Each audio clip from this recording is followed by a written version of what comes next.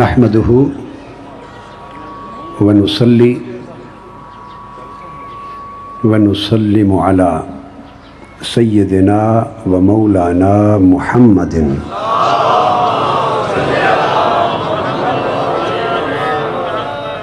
रसूलिहिन नबिय्यिल अमीनिल मकीनिल हनीनिल करीमिर रऊफिर रहीम व अला आलिहि तय्यबीन अत्ताहिरीन अलमुअतसिमीन व सहबिहिल किरामिल मुत्तकीन अलमुंतजबीन। अम्मा बाद फ़अऊज़ु बिल्लाहि मिनश शैतानिर रजीम। बिस्मिल्लाहिर रहमानिर रहीम। व अंज़िर अशीरतकल अक़रबीन। सदक़ल्लाहु मौलानल अज़ीम। मशाइख़ उलमाए कराम, अज़ादारान हुसैन, मुहिब्बान अहले बैत और ग़ुलामान मुस्तफ़ा व मुर्तज़ा, अल्हम्दुलिल्लाह ताला आज कि इस मजलिस हुसैन में, जिसमें मैं हुसैन के दादा का ज़िक्र कर रहा,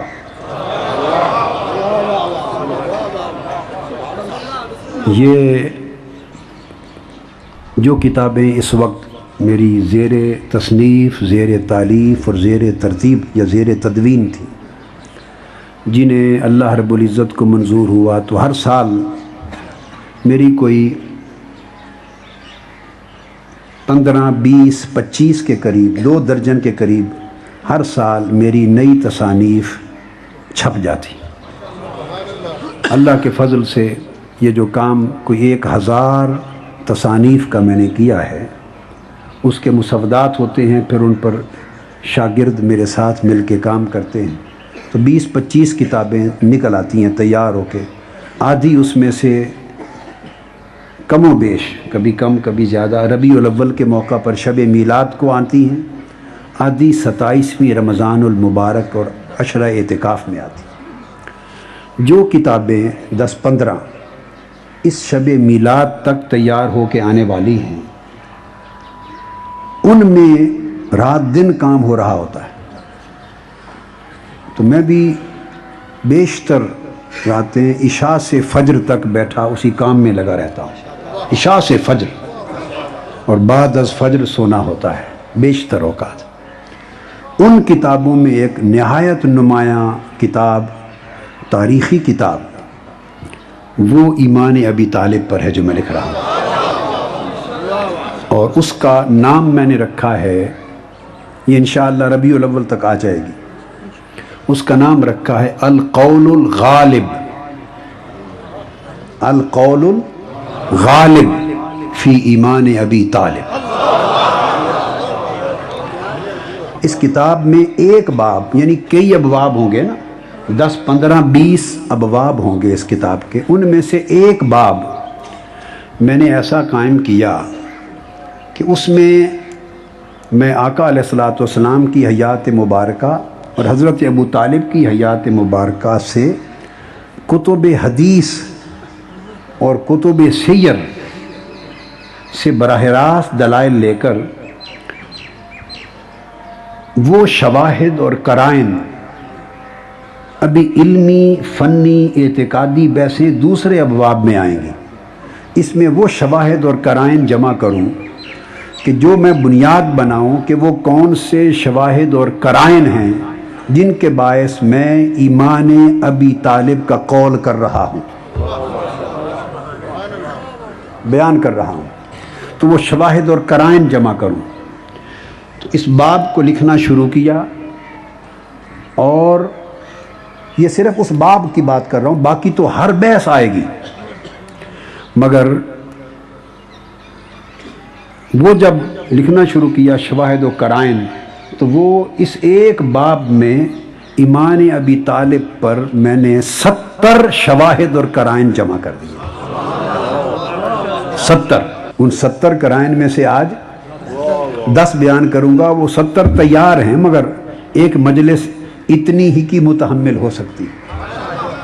10 بیان کروں گا، مگر الحمدللہ تعالی وہ 10 پھر جب آگے لوگ سنیں گے تو یہ ہزاروں دلائل پر یہ 10 ہی بھاری رہیں گے.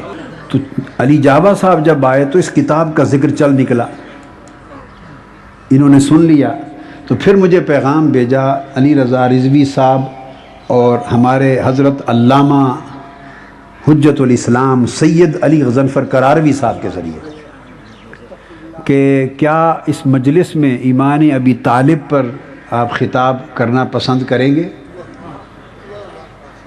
تو میں نے پیغام بھیجا، آپ نے کیا بات پوچھ لی، میری پسند کیا، میں تو خود اور اپنی پسند ساری ان میں فنا کر چکا ہوں، لہٰذا میں کروں گا.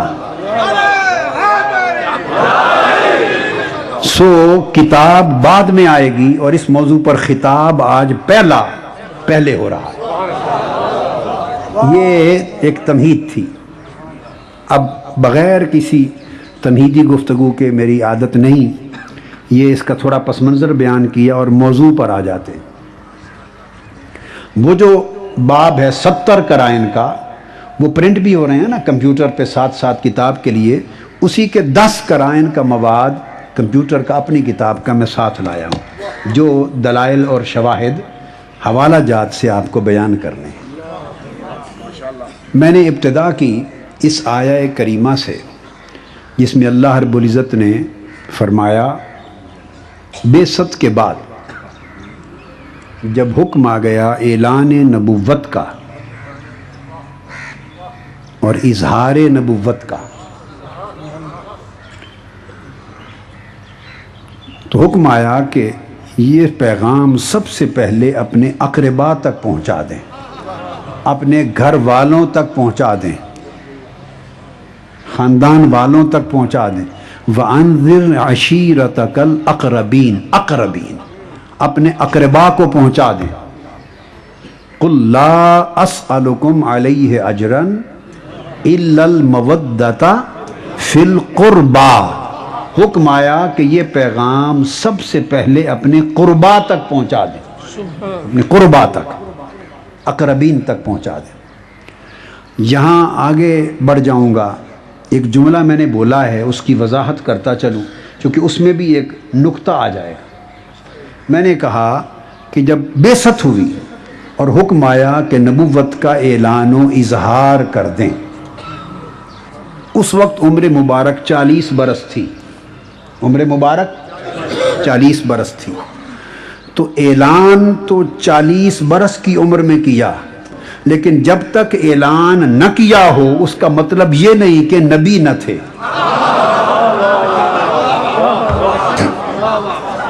آپ میری بات کو سمجھے ہیں؟ اعلان 40 برس کی عمر میں فرمایا، مگر جب اعلان کیا تو کیا مطلب ہے کہ نبوت ثابت بھی اسی دن ہوئی؟ نہیں، ثبوت کسی حقیقت کا اور شے ہے، اظہار و اعلان اور شے. ثبوت اس کے لیے ہوتا ہے، اعلان اوروں کے لیے ہوتا ہے. ثبوت ہونے کے لیے ہوتا ہے، ثبوت ہونے کے لیے ہوتا ہے، اعلان بتانے کے لیے ہوتا ہے. تو ثبوت نبوت کا تو حضرت آدم کی تخلیق سے بھی قبل تھا. پوچھا گیا یا رسول اللہ متا وجبت لکن نبوت، یا رسول اللہ حضور آپ سے کو لیے نبوت ثابت کب ہوئی؟ آقا آپ نے اعلان نبوت کا اعلان کب کیا؟ اعلان تب کیا جب 40 برس عمر تھی. آقا آپ کے لیے نبوت ثابت کب سے ہے؟ فرمایا جب آدم بھی پیدا نہ ہوئے تھے. تو کسی چیز کا ثبوت اور چیز ہے، اس کا اظہار و اعلان اور چیز ہے. اگر کسی کو کتابوں میں اظہار نہ ملے تو ثبوت کا انکار نہ ہو. کسی کو اظہار نہ ملے تو ثبوت کا انکار نہیں ہو سکتا. یہ ایک بات کہی میں نے. آگے چلتے. تو آقا علیہ السلام کو حکم ہوا کہ اپنے اقربا میں اعلان کر دے. تو آقا علیہ السلام نے اسلام کی ابتدا اقربا سے کی. اسلام کی ابتدا. تو جب ابتدا کی بات تھی تب بھی اقربا کام آئے. جب ابتدا تھی، بولیے، جب ابتدا تھی تو حکم آیا تب بھی اقربا تھے، اور جب اسی اسلام کی بقا کی بات آئی تو تب بھی اقربا تھے. سو اس ابتدا کی بات کریں گے اور 10 قرائن دوں گا. جب 10 کا عدد ہو جائے گا نا، 10 کا عشرہ ہو جائے گا تو پھر عشرے کے دن کو پہنچ جائیں گے. پھر بقا کی بات کر لیں گے تھوڑی سی اختتام پر. جب عشرہ تلک عشرۃ کاملہ، جب 10 پورے ہو جائیں گے قرائن اور یوم، تو پھر جب 10ویں قرینے پر پہنچیں گے تو پھر تھوڑی بقا کی بات کر لیں گے، تاکہ دل اور دماغ بھی روشن ہو جائیں اور آنکھیں بھی بھیگ جائیں. تو اس حدیث پاک جس کا میں نے ذکر کیا کہ جب آیت اتری کہ اپنے اقربا کو یہ پیغام پہنچا دیں، پیغام توحید، حضور صلی اللہ علیہ وآلہ وسلم کوہ صفا پر سب کو اکٹھا کیا. اس میں غیر لوگ نہیں تھے، صرف سرداران قریش تھے، خاندان کے لوگ تھے قریش. اور اکٹھا کر کے معروف حدیث ہے، معروف واقعہ ہے، اس کو نہیں دہراتا. اہل سنت کی کتب حدیث و سیر میں بھی ہے اور اہل تشیع کے ہاں بھی ہے. وہ کوہ صفا پہ بلانا، دعوت توحید دینا، پہاڑ کے پیچھے سے ایک فوج کا لشکر کا ذکر کرنا، آپ سنا ہوا ہے کہ تو ان کا کہنا کہ مان لیں گے، بن دیکھے مان لیں گے. تو بن دیکھے اپنی صداقت پر ان کا اقرار کروا کے اپنی صداقت کے تصدق سے اللہ کو منوانا، یہ ایک واقعہ ہے. جب یہ بات ہو گئی تو جن کے نصیب میں ایمان نہیں تھا وہ بڑبڑانے لگے، اور ان میں پیش پیش ابو لہب تھا، اور اس نے کچھ نازیبا کلمات بھی کہے کہ اے محمد صلی اللہ علیہ وسلم، تم نے ہمیں یہ کہنے کے لیے اکٹھا کیا تھا. چنانچہ مجمع ڈسپرس ہو گیا.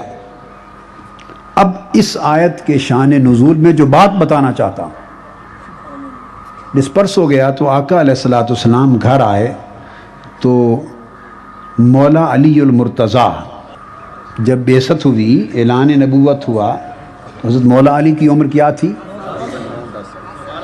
کسی نے 9 سال کہا روایتوں میں، کسی نے 10 کہا، کسی نے 12، کسی نے 14. بس یہ روایتیں ہیں. مقصد یہ کہ بالکل نوجوانی کی عمر تھی، بالکل نوجوانی کی عمر تھی، 9 عمری تھی. یہ بات خاص نکتے والی ہے، 9 عمری تھی. اور اس عمر کا بچہ 9، 10 سال، 12 سال عمر کا بچہ ہو، وہ کوئی اس کا اپنا گھر الگ ہوتا ہے رہنے کا یا باپ کے گھر میں رہتا ہے؟ میں تو بڑی سادہ بات کروں گا جس پر دوسری بات کی گنجائش نہ ہو. کہاں رہتا ہے؟ اگر آپ کے بچے بھی 9، 10 سال کی عمر میں الگ کرائے کا مکان لے کے رہتے ہیں تو کہہ لیں کہ مولا علی کسی الگ مکان میں رہتے تھے. اگر اس عمر کا بچہ باپ ہی کے گھر رہتا ہے تو پھر اتنی بات کو ذرا ذہن میں محفوظ کر لیں. آپ نے حضرت علی کو بلایا، وہ ابھی علی ہیں، وہ مولا غدیر میں بنے. مگر وہ بھی وہی بات جو میں نے کہی، وہ مولائیت کا اعلان ہے. جن کو ولایت ملنی ہے وہ مل تو پہلے چکی ہوتی. آپ نے بلایا، فرمایا علی اپنے گھر. اب یہ جو کل بلائے تھے ہم نے کوہ صفا پر، سارے قریشی سردار اور بڑے بڑے پگوں والے، گھروں والے سردار، ان کو پھر اپنے گھر بلا اور اچھا کھانا پکا اور ان کی دعوت کر، تاکہ گھر میں آ کے پھر میں بیٹھ کر ان پر محنت کروں اور دعوت توحید دوں. امام ابن جریر طبری روایت کر. اب میں پہلے حوالے دے لوں آپ کو تاکہ پتہ چل جائے کہ یہ کوئی یوں ہی چلتے چلتے کسی مورخ نے کہہ دی ہے کہ بڑی سکہ، ٹھوس اور محقق بات ہے. حوالے سن لیں. امام ابن جریر طبری، امام بیہقی، حوالے سب اس لیے میں بتا رہا ہوں آپ کو کہ اگر یہ بات آپ نے کہی، اگر اہل تشیع اور ملت جعفریہ کی کتب حدیث اور کتب سیر کے حوالے دیے تو وہ اس بات پر اس کا معنی کچھ اور ہوگا، اور اگر اہل سنت کی کتب حدیث اور کتب سیر کی اپنی کتب حدیث و سیر کے حوالے دوں تو معنی اور ہوگا۔ سو میں اہل سنت کی کتب حدیث اور کتب سیر ہی کو لے رہا ہوں۔ تو امام بیہقی عظیم محدث ہیں، انہوں نے روایت کیا، امام ابن جریر طبری نے روایت کیا، امام ابن اسیر نے روایت کیا، امام ابن کثیر نے روایت کیا، امام ابن عساکر نے روایت کیا، المقریزی نے روایت کیا۔ یہ تمام محدثین جو ساتوں کے حوالے میں نے دیے بیان کرتے ہیں کہ آقا علیہ السلام نے فرمایا علی کھانا کر، تو چنانچہ مولا علی المرتضیٰ نے اپنے گھر ان سارے سرداران قریش کو بلا کے حضور کی دعوت توحید کی اشاعت کے لیے دسترخوان بچھایا، کھانا پکایا اور آقا کو بلایا اور پہلا جلسہ رچایا۔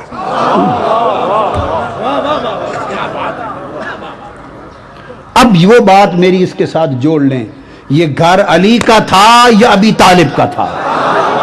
یہ بولیے، یہ گھر علی کا تھا یا ابو طالب کا تھا؟ کس کے گھر دسترخوان بچھ رہا ہے؟ کون سرداران قریش کو دعوت توحید سنوانے کے لیے گھر کھانا پکا رہا ہے؟ کون دعوت کا اہتمام کر رہا ہے؟ گوشت پک رہا ہے، ران پکی ہے، کتابوں میں ہے۔ کون بکرے ذبح کر رہا ہے؟ گھر سے خرچ کر کے منعقد کر رہا ہے مجلس دعوت توحید کی، یہ گھر ابو طالب کا ہے۔ دار ارقم،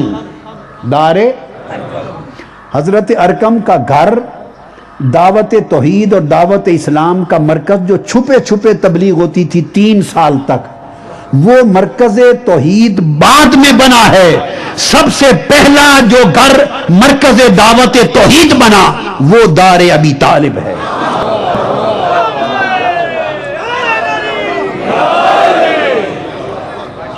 چنانچہ آقا علیہ السلام تشریف لے گئے،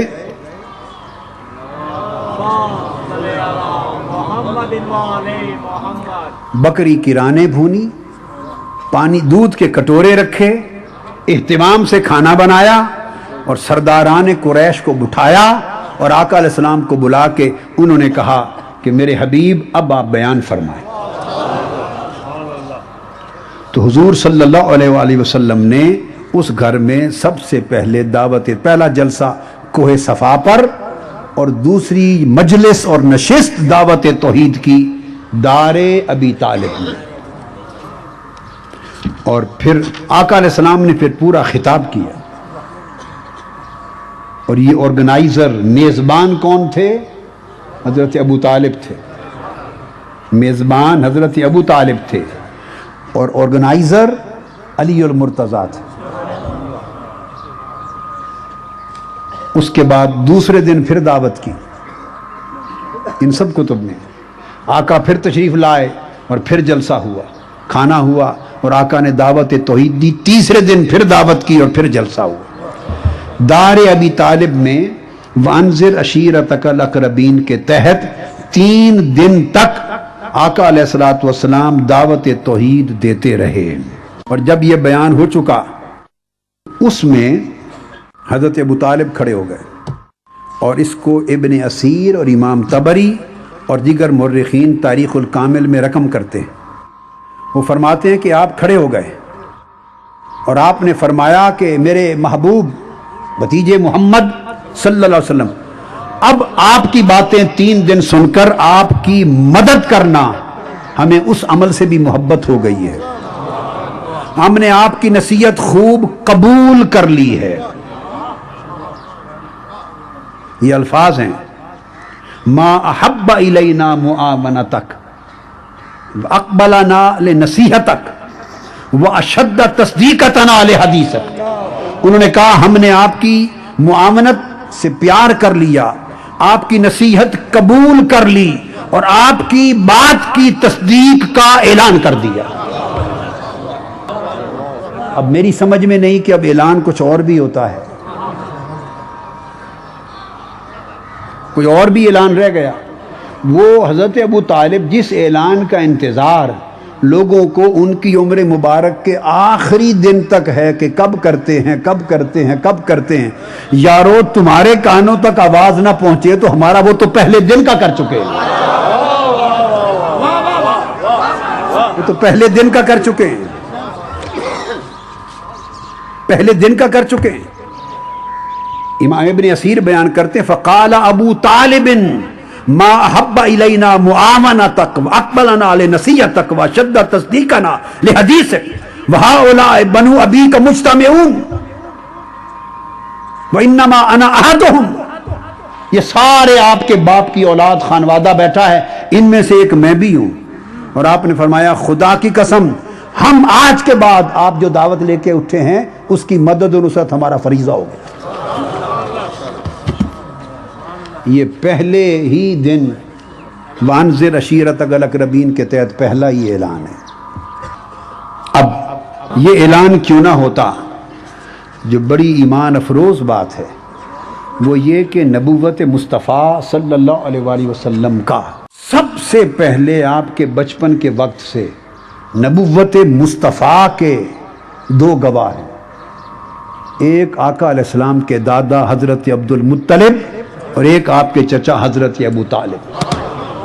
اعلان نبوت ابھی مدتوں بعد ہونا تھا، ابھی آقا علیہ السلام پنگورے میں تھے، انگلی پکڑ کے چلتے تھے۔ اس وقت سے جو نبوت محمد صلی اللہ علیہ وسلم کے گواہ اور عینی شاہد ہوئے علامات نبوت محمد کے، وہ عبد المطلب و ابو طالب ہیں۔ اور میں جو بات کوٹ کر رہا ہوں یاد رکھ لیں، کچھ بھی یاد نہ رہے تو ایک حوالہ ہی کافی رہے گا، اور وہ صحیح بخاری سے حوالہ دے رہا ہوں۔ کہاں سے؟ صحیح بخاری جلد اول، اس کا صفحہ 324 اور حدیث کا نمبر 963، اور امام بہقی کی السنن الکبریٰ جلد 3 صفحہ 491، حدیث کا نمبر 6425۔ امام بخاری نے یہ واقعہ صحیح بخاری میں درج کیا، باقی حوالے اس کے بعد آتے ہیں۔ وہ یہ، اس کی تفصیل آگے میں دوں گا، اور تفصیل کے لیے بلکہ میں اس کے آپ کو تفصیل بتا دوں، پہلے حوالہ جات کا قصہ ایک طرف ہو جائے، اس کے بعد اسے امام سیوطی نے روایت کیا۔ اہل سنت کے ہاں بھئی آپ سمجھ لیں، اب کئیوں کو پتہ ہے، اہل علم کو پتہ ہے تو کہ عوام کو نہیں پتہ ہوتا۔ اہل سنت کے ہاں لفظ امام جو ہوتا ہے وہ امام فی الولایت کے علاوہ ایک علم کے مرتبے کے لیے بھی امام کا لفظ استعمال کرتے، اس لیے امام ابو حنیفہ، امام مالک، امام شافعی، امام احمد بن حنبل، امام بخاری، امام مسلم، تو اہل سنت کے ہاں لفظ امام یہ ایک عمومی معنی رکھتا ہے، یہ امام ولایت کا معنی نہیں۔ مگر ایک سمجھ لیں، سنی صحیح العقیدہ اہل سنت صرف وہ ہے جو امام ابو حنیفہ اور امام بخاری سے لے کے آج مسجدوں کے اماموں تک بھی سارے امام مانے، مگر یہ کہے کہ ان ساروں کی امامتیں ایک حسین کی امامت گرد پر قربان۔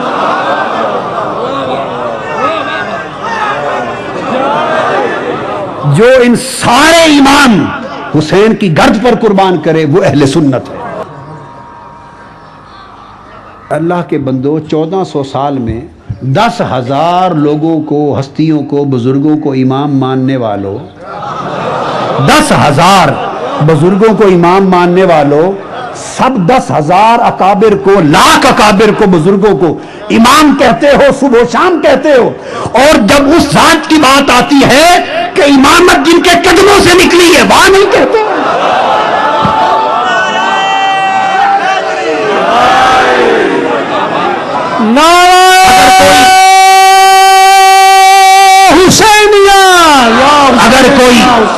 اگر کوئی ولایت میں امام بنا ہے تو حسین کے صدقے، کوئی تقویٰ میں امام بنا تو حسین کے صدقے، کوئی علم میں امام بنا تو حسین کے صدقے، کوئی فقہ میں، حدیث میں، تفسیر میں، شریعت میں، تاریخ میں، جس میدان میں جو امام بنا وہ حسین کے قدموں کے صدقے۔ ہر کسی کو امام کہتے ہوئے خوشی کرتے ہو، اور جب اماموں کے امام کی بات آتی ہے، جس کی جھولی کی خیرات میں امامت بڑھتی ہے، وہاں حضرت حسین کہتے ہیں۔ اور آپ کو پتا ہے اہل سنت ہونے کے ناطے میں فقہی مشرب میں حنفی ہوں، اپنی فقہی مشرب میں میں امام ابو حنیفہ کا مقلد ہوں، حنفی ہوں۔ تو میری فقہ میں امام ابو حنیفہ وہ اس لیے امام ہے، میرا فقہ کا امام حضرت امام ابو حنیفہ اس لیے میرا امام ہے کہ وہ امام جعفر صادق اور امام محمد باقر کا غلام ہے۔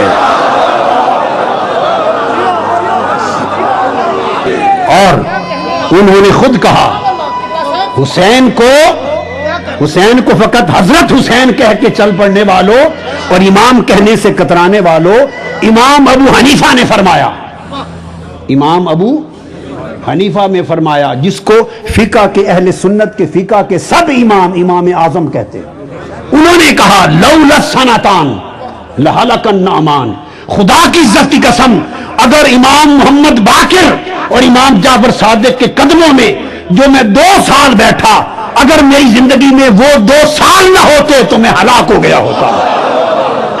ارے یہ گھرانہ تو یہ تو وہ امام ہیں، یہ وہ امام ہے جو ان کے قدموں میں 2 سال بیٹھ جائیں وہ امام اعظم بن جائے،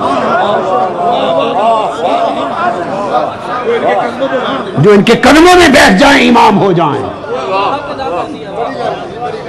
تو مجھے تو خدا کی عزت کی قسم امامت سے اوپر چونکہ نبوت ہو نہیں سکتی، ختم نبوت ہے، حضور کے بعد کوئی کسی کو نبی کہے کافر ہوگا، نبوت ہو نہیں سکتی، اور امامت سے اوپر کوئی اور لفظ نظر آتا میں حسین کو امام نہ کہتا، وہ لفظ کہتا، امام سے اوپر کچھ ہوتا، وہ تو امام قدموں سے امام بنانے والے ہیں، یہ تو فاطمہ الزہرا کا گھرانہ ہے، جو ان کے در پہ سائل ہو جائے امام ہو جائے، وہ تو امامت خیرات میں دے دیتے ہیں، ہائے ہائے ہائے، وہ تو خیرات میں دے دیتے ہیں۔ تو میں عرض کر رہا تھا کہ یہ جو تو امام جلال الدین سیوطی نے روایت کیا، جو واقعہ آگے بیان کرنے والا ہوں، میں یوں ہی کروں گا کہ حوالے سارے پہلے سنا دوں تاکہ آپ کو پتہ ہو کہ بات کتنی پختہ سند کی ہے۔ الخصائص الکبریٰ میں امام ابن عساکر نے بیان کیا ہے، امام قسطلانی شارح بخاری انہوں نے بیان کیا ہے، امام حلبی صاحب سیرت حلبیہ نے بیان کیا، علامہ احمد ذہنی دہلان نے بیان کیا، علامہ بلازری نے بیان کیا، علامہ شہرستانی نے الملل والنحل میں بیان کیا، یہ تمام محدثین ائمہ علماء یہ کثرت کے ساتھ روایت کرتے ہیں۔ واقعہ یہ ہے کہ راوی بیان کرتے ہیں کہ اہل مکہ میں بڑا شدید قحط آ گیا، آقا علیہ السلام کی عمر مبارک بہت تھوڑی تھی، چھوٹی عمر تھی، قحط آ گیا، 2 سال قحط رہا۔ روات بیان کرتے ہیں کہ ہم مکہ میں پہنچے اور دیکھا 2 سال سے قحط تھا، بارش نہ تھی، لوگ بڑے پریشان تھے، وادیاں جل گئی تھی، فصلیں جل گئی تھی، لوگ وہ کہتے ہیں کہ میں حرم کعبہ میں پہنچا، خاص بات ہے حرم کعبہ میں، تو اہل مکہ قریش سب لوگ پریشان ہو کر قحط سے خانہ کعبہ کے پاس کھڑے ہو کر دعا کر رہے تھے بارش کی، وہ کہتا میں بھی شریک ہو گیا، تو دعا میں کوئی لات کو پکارتا تھا، اب یہ میں کرینہ دوسری دلیل دے رہا ہوں، پہلی دار ابی طالب کی ہو چکی، اب دوسری دلیل آ رہی ہے، کوئی لات کو پکارتا، کوئی منات کو پکارتا، کوئی حبل کو پکارتا، کوئی عزا کو پکارتا اور بارش مانگتے، بتوں کے نام پکار کے بارش مانگتے۔ جب پریشان ہوئی تو بارش تو نہیں آئی، کچھ نہیں بنا، تو کسی نے بآواز بلند کہا بھئی تم کیا کرتے ہو، بارش قحط اتنا شدید ہے آؤ سب مل کے حضرت ابو طالب کے پاس چلیں۔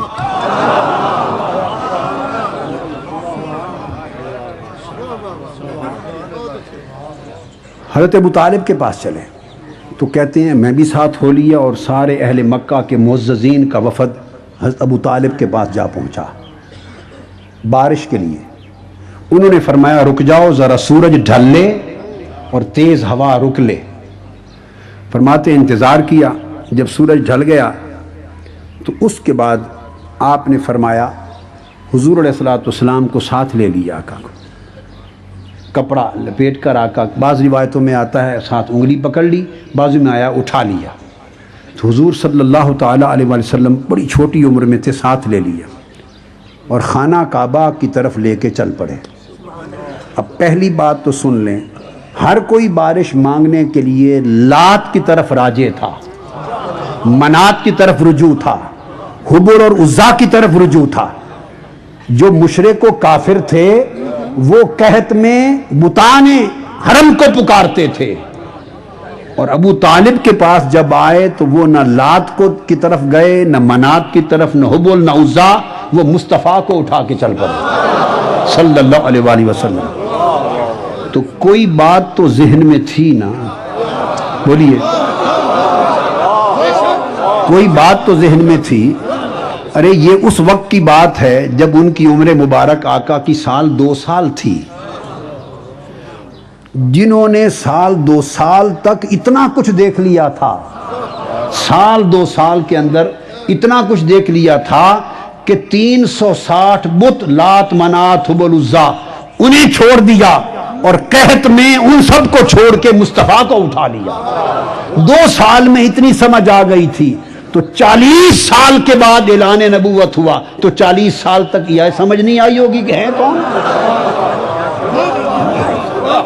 یہ سمجھ نہیں آئی ہوگی کہ ہیں کون۔ قربان جائیں عقل پر، لے کے چل پڑے، اور آقا علیہ السلام کو لے کر تو کہتے ہیں کہ ہاتھوں پر اٹھا لیا، اور آپ کی پشت مبارک کعبۃ اللہ سے لگا دی۔ حضور کو کعبہ کے ساتھ مس کر دیا، اور کعبۃ اللہ سے مس کر کے اوپر اٹھایا، اور اٹھا کر ہاتھ بلند کر کے کہا اے اللہ، لوگ لات و منات کو پکار رہے تھے، بتان حرم کو، اور جب انہوں نے دعا شروع کی کسی بت کا نام نہیں لیا، کہا اے رب، اے پروردگار، اے باری تعالی۔ 3 بار جملہ کہا، کیا؟ اس بچے کے وسیلے سے بارش دے دے، اس بچے کے وسیلے سے بارش دے دے، اس بچے کے وسیلے سے بارش دے دے، اے باری تعالیٰ اس بچے کے وسیلے سے بارش دے دے۔ کہیں ایسا تو نہیں کہ حضرت ابو طالب پر اعتراض زیادہ اس وجہ سے ہو رہا ہو کہ حضور کا وسیلہ سکھایا انہوں نے دنیا کو۔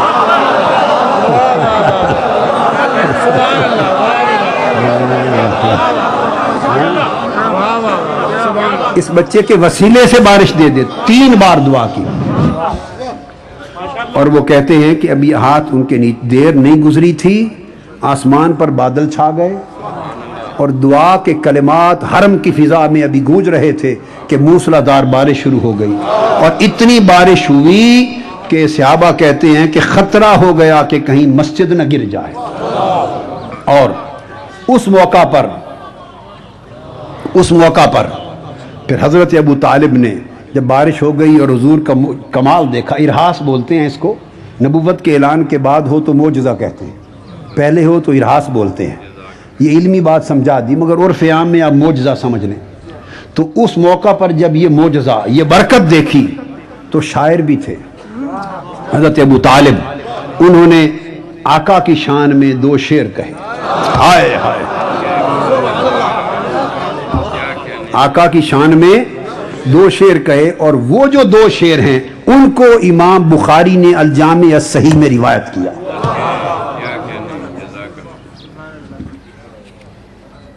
میں وہ ذوق، اور پھر وہ شعر کہے، اور پھر بعد میں عمر بھر لکھتے رہے اس قصیدے میں، حضور کا قصیدہ لکھتے رہے لام کے قافیے میں، اور وہ کوئی 100 سے زیادہ اشعار صرف لام کے قافیے میں حضور کی شان میں لکھ ڈالے، اس کو قصیدہ لامیہ کہتے ہیں۔ قصیدہ، باقی تو آپ دیکھتے رہیں گے۔ صرف ابو طالب کے دیوان کی زیارت کرانے کے لیے دیوان ابی طالب ساتھ لایا ہوں، جی بھر کے زیارت کر لو۔ میں تو رات دن اندھیروں میں اس کو دیکھتا رہتا ہوں۔ یہ دیوان ابی طالب ہے اور خرید کر سعودی عرب سے لایا ہوں، سعودی عرب سے خرید کے لایا ہوں، مدینہ طیبہ سے کئی نسخے خریدے۔ ہر کتاب دنیا سے ایک ایک نسخہ خریدتا ہوں، یہ ہر بار جاتا ہوں تو ایک نسخہ خرید کے لے آتا ہوں، پتہ نہیں کتنے خرید، یہ ڈر رہتا ہے کہیں چھپنا بند نہ ہو جائے، جتنے نسخے خرید لوں۔ تو وہ اس میں فرماتے ہیں، اب میں تھوڑا اجازت دے تو میں اپنے ذوق میں شعر پڑھوں گا، سنیے۔ وَبْيَدَّ يُسْتَسْقَى الْغَمَامُ بِوَجْهِهِ،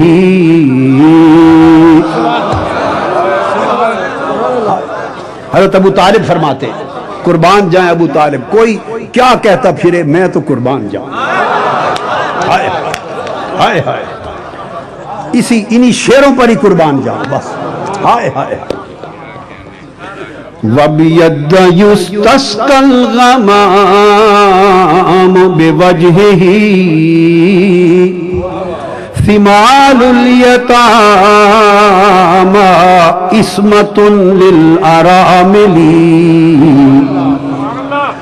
يَلُوذُ بِهِ الْهُلَّاقُ مِنْ آلِ هَاشِمٍ، فَهُمْ عِنْدَهُ فِي نِعْمَةٍ وَفَوَاضِلِ۔ آگے بیان کرتے ہیں، کذبتم ورب البیت نبذا محمد، ولما نطاع دونه ونناظلی، ونسلمه حتى نسرع حوله، ونذهل عن ابنائنا وحلائلی۔ اب ترجمہ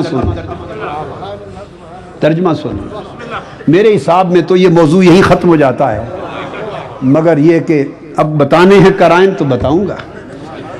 تو جب بارش آ گئی حضور کے چہرہ پاک کو دیکھ کر تو حضرت ابو طالب گنگنا اٹھے اور کہنے لگے وَبْيَدَّ، اے سفید خوبصورت گورے چہرے والے،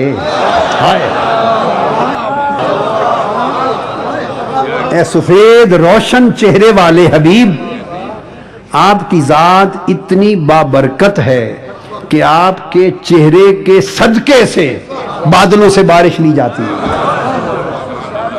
آپ کے چہرے کے توسل سے بادلوں سے بارش لیتے ہیں، اور آپ یتیموں کے فریاد رس ہیں 2 سال کی عمر میں آقا۔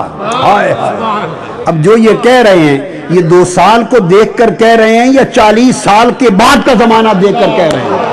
آپ یتیموں کے فریاد رس ہیں، ابھی 2 سال کی عمر میں فریاد رس ہو گئے تھے یا 40 سال دیکھ کر کہنا تھا؟ ارے جو لوگوں نے 40 سال کے بعد دیکھا، ابی طالب کی نگاہ 40 سال پہلے دیکھ رہی ہے۔ آپ یتیموں کے فریاد رس ہیں اور بیواؤں کی عصمت کے محافظ ہیں۔ کبھی نہ بھولیں کہ عمر 2 سال ہے اور اس موقع پر یہ کہہ رہے ہیں بیواؤں کی عصمت کے محافظ ہیں، اور پھر کہتے ہیں بنو ہاشم، ہاشم کی بھوکی پیاسی ہلاکت میں گری ہوئی اولاد، ہاشم کی بھوکی پیاسی پریشان حال اولاد ہر وقت آپ کو گھیرے رکھتی ہے، کیونکہ ان کے لیے آپ ہی کے دامن میں ساری نعمتیں ہیں، ساری فضیلتیں ہیں۔ یہ 2 شعر اس موقع پر کہے، اگلے 2 شعر بعد میں کہے، اعلان نبوت کے بعد تو پورا قصیدہ لامیہ عمر بھر میں بنا۔ اس میں فرمایا لوگو، میرے حبیب محمد کی نبوت کا انکار کرنے والوں، ان کی دعوت کی مخالفت کرنے والوں، مزاحمت کرنے والوں، ان کی راہ میں رکاوٹیں ڈالنے والوں، سنو، بیت اللہ کی قسم، تم نے غلط خیال کیا کہ تم ہم سے لڑ کر محمد کا راستہ روک لوگے، اور تم نے غلط خیال کیا کہ ہم محمد صلی اللہ علیہ وآلہ وسلم کے معاملے میں تم سے مغلوب ہو جائیں گے۔ نہیں، ابھی تو ہم زبانی دفاع کر رہے ہیں، ابھی یہ وقت نہیں آیا، ابھی تو محمد کے دفاع میں ہم نے ابھی تک نیزے نہیں اٹھائے اور تیر نہیں اٹھائے. ہم تو نیزے بھی اٹھائیں گے، تیر بھی اٹھائیں گے. یہ فرماتے اور پھر فرماتے تم نے غلط خیال کیا کہ ہم ان کو تمہارے حوالے کر دیں گے؟ ہرگز نہیں. اگر وقت آیا تو حضرت ابو طالب قربان جائیں آپ کے جذبہ محبت پر. کہتے ہیں وقت آیا تو خدا کی قسم ہم اس محمد کے ارد گرد اپنی جانیں لے کر بچھ جائیں گے اور ان کی خاطر اپنے بیوی بچوں کو بھی قربان کر دیں گے. یہ ان کا اعلان ہے، جو مرضی آپ کا کہتے پھر. یہ ابو طالب ہیں. اب اور پھر آگے آگے چلیے.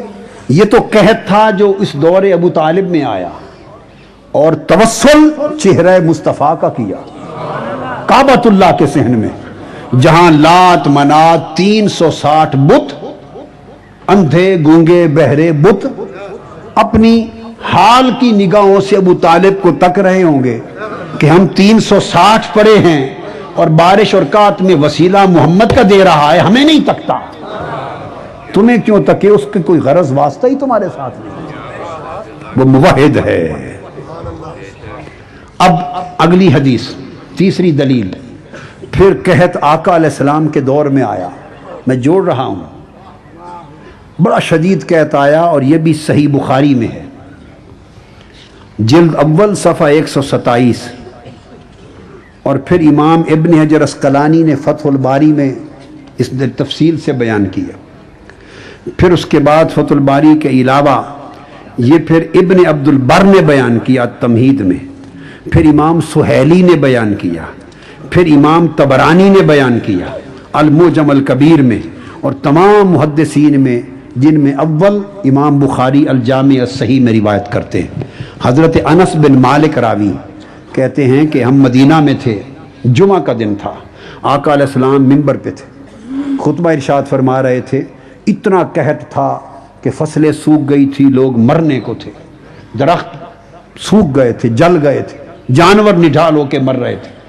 حالت خطبہ میں ایک اعرابی کھڑا ہو گیا ہاتھ جوڑ کر، عرض کیا یا رسول اللہ ہمارے مویشی ہلاک ہونے لگے، بچے بھوک سے مرنے لگے، قحط سالی کی انتہا ہو گئی. عرض کیا اللہ کے حضور ہمارے لیے بارش کی سفارش کر دیں. حدیث پاک میں آتا ہے کہ آقا علیہ السلام کی جب فریاد سنی تو حالت خطبہ میں میرے مصطفیٰ کے دست اقدس اٹھ گئے اور آپ نے دعا کی. صحابہ کہتے ہیں اس ذات کی قسم جس کے قبضہ قدرت میں میری جان ہے، آسمان صاف تھے، بادلوں کا کوئی ٹکڑا نہ تھا، بس ابھی ہاتھ مصطفیٰ کے اٹھے تھے کہ آسمانوں پر بادل امنڈا ہے، اور ہاتھ ابھی نیچے نہیں آئے تھے کہ موسلادھار بارش شروع ہو گئی. حتیٰ کہ آقا جب منبر سے اترے تو ریش مبارک سے پانی ٹپک رہا تھا. اور پھر بارش رہی، اگلا دن فرماتے ہیں کہ 8 دن گزر گئے، اگلا جمعہ آ گیا، بارش ایک لمحہ نہیں تھمی.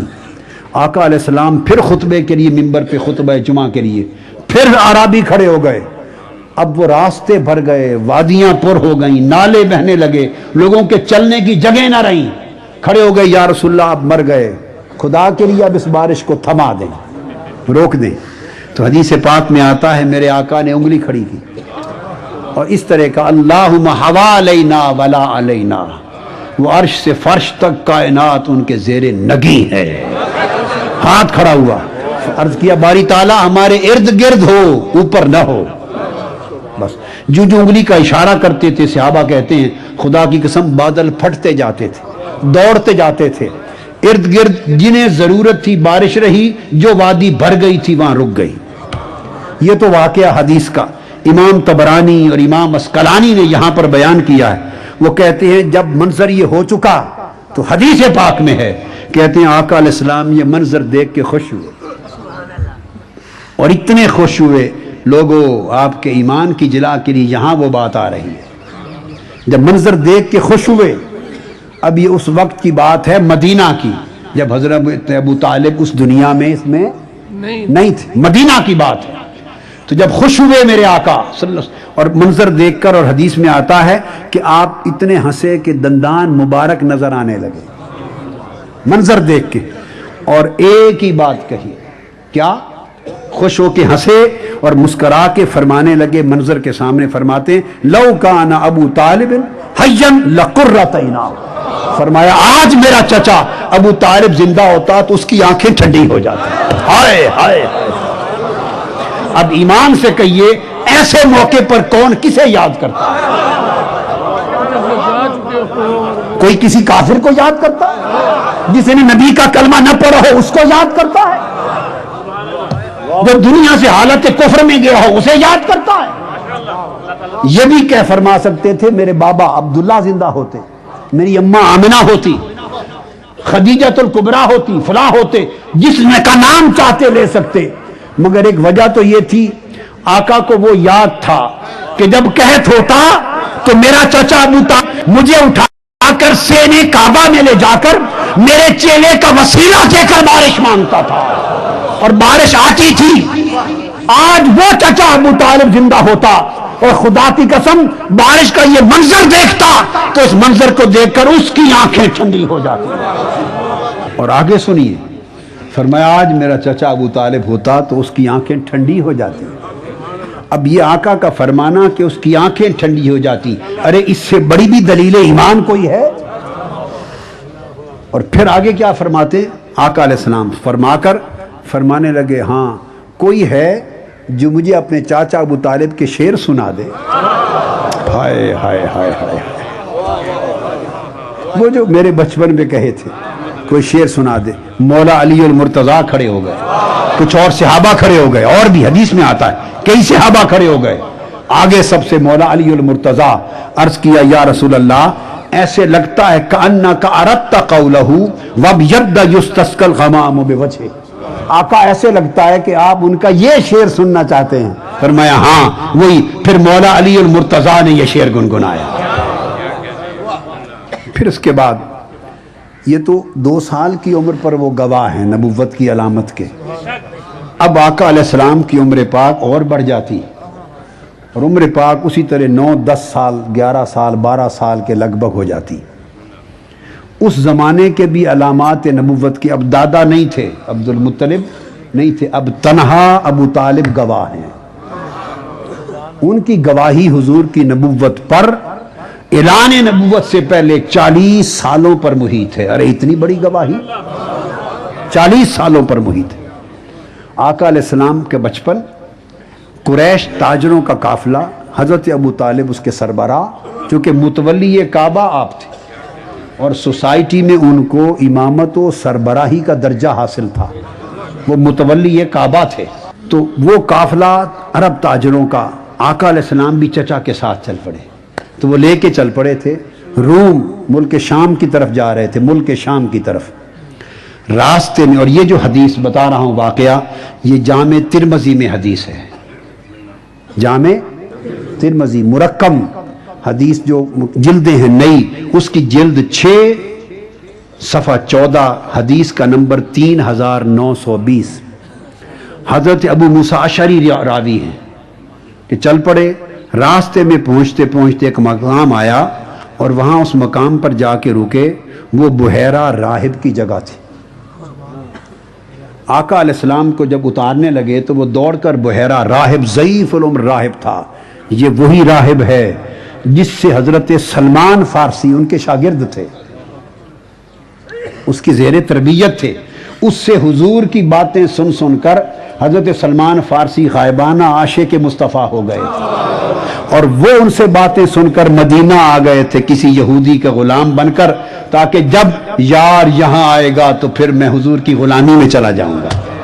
وہ بحیرہ راہب، اس نے حضور کو دیکھا، قریب آ گئے اور آ کے اتارا اور ساتھ لے گئے، اور آ کے آقا علیہ السلام کا ہاتھ پکڑ لیا، اور ہاتھ پکڑ کے ان کے الفاظ ہیں فقال فجاء فاخذ بید رسول اللہ صلی اللہ علیہ وآلہ وسلم فقال ھذا سید العالمین ھذا رسول رب العالمین یبعثہ اللہ رحمۃ للعالمین فقال له اشیاخ من قریش ما علمک، اس نے کہا یہ رسول رب العالمین ہے، یہ سید العالمین، اور اللہ نے اس کو رحمت للعالمین بنا کر مبعوث کیا ہے۔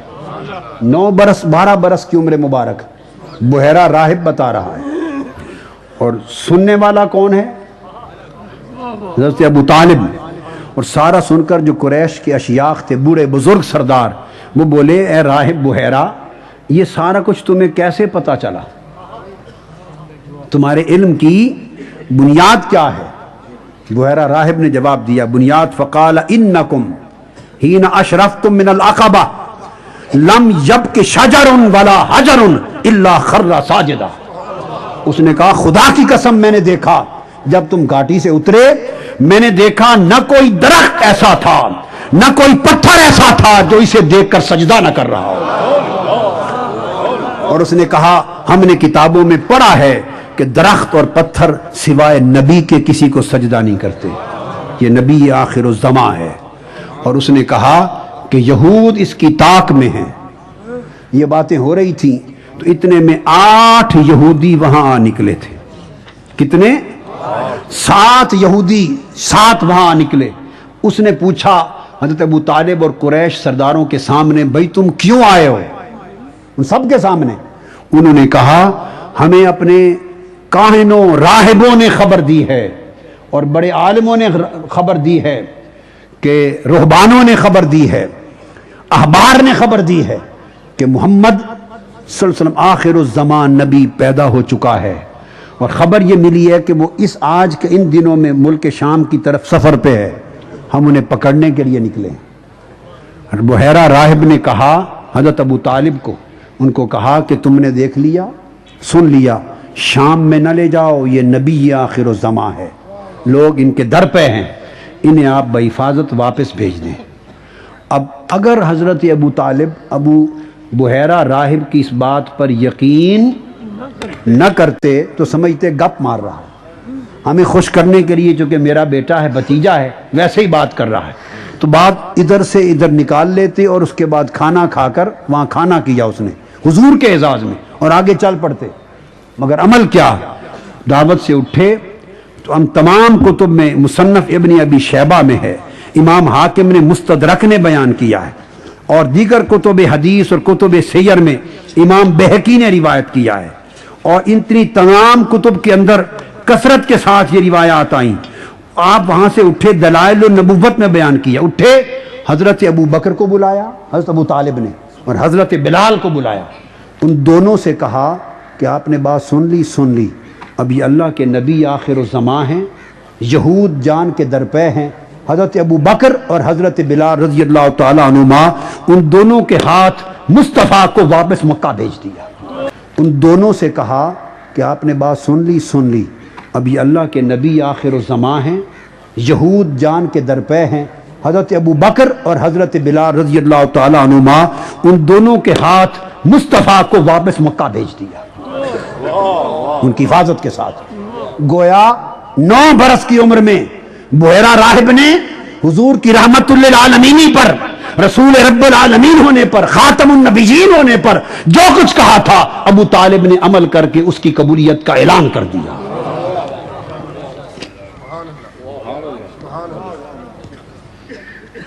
آگے پھر ابو طالب کے ایمان پر بات کرتے ہوئے ہمیں اس نقطے پر غور کرنا چاہیے کہ ان کا طرز عمل تاجدار کائنات کے ساتھ کیا تھا۔ جب انہوں نے دیکھ لیا کہ وادی مکہ کے سردار قریش، بڑے بڑے طاقتور اثر رسوخ والے لوگ سب اس نبی آخر الزمان کے دشمن ہو گئے ہیں، تو انہوں نے ارینج کیا کہ میرے محبوب، حضور ان کے محبوب تھے، میرے محبوب یہ دشمن ہو گئے ہیں، میرا جی چاہتا ہے میں مستقل آپ کے ساتھ ایک گارڈ رکھ دوں۔ ہائے ہائے کہیں ایسا تو نہیں کہ اس وجہ سے بھی ابو طالب کی دشمنی بڑھ گئی ہو کہ حضور کا گارڈ کیوں رکھا تھا؟ محافظ نہ رکھتے تو شاید ہمارا ہاتھ پہنچ جاتا کچھ کرنے تک۔ علی کو محافظ نہیں دے رہا، بلکہ باری باری محافظوں میں علی کو بھی محافظ بنا رہا ہے، حفاظت مصطفیٰ کی کر رہے ہیں ابو طالب۔ تو کچھ تو سمجھ ہے نا بات کی۔ ہائے ہائے ہائے ہائے یہ ان کا طرز عمل ہے۔ یہ تو تھا جو حضور کی 40 برس کی عمر مبارک سے لے کر 53 برس تک 13 برس ہر روز یہ عمل رہا کہ حضرت ابو طالب 13 برس تک ہر روز ایک گارڈ مقرر کرتے، اور پھر یہ محافظ اور گارڈ کا عمل، یہ طریقہ جو چچا نے بنا دیا تھا، یہ مدینہ میں بھی جاری رہا، اور مدینہ میں بھی در دولت کے سامنے مسلح گارڈ کھڑا ہوتا۔ اس وقت تک یہ معمول رہا جب تک یہ آیت نہ اتر آئی واللہ یعصمک من الناس۔ اللہ نے آیت اتاری، جبرائیل میرے مصطفیٰ کو بتا دے محبوب اب گارڈ ہٹا دے، ہم خود تمہارے گارڈ ہو گئے، ہائے اب ہم خود تمہارے گارڈ ہو گئے۔ اللہ نے فرمایا یعصمک من الناس، اب میں عاصم مصطفیٰ ہو گیا ہوں، میں یعصمک، یعصم فعل ہے، مضارع کا صیغہ ہے، تو اس کا فاعل اللہ ہے، فاعل عاصم کہلائے گا، اور اس کا مفعول جس کی عصمت حفاظت ہو رہی ہے وہ مصطفیٰ ہے، تو عاصم خدا ہوا، معصوم مصطفیٰ ہوا۔ یہ تو ہے 53 برس کا معمول۔ یارو آؤ ذرا 3 برس شیب ابی طالب کے بھی تک لیں، یہ تو 53 برس کا معمول، 13 برس کا معمول ہے ہر روز کا۔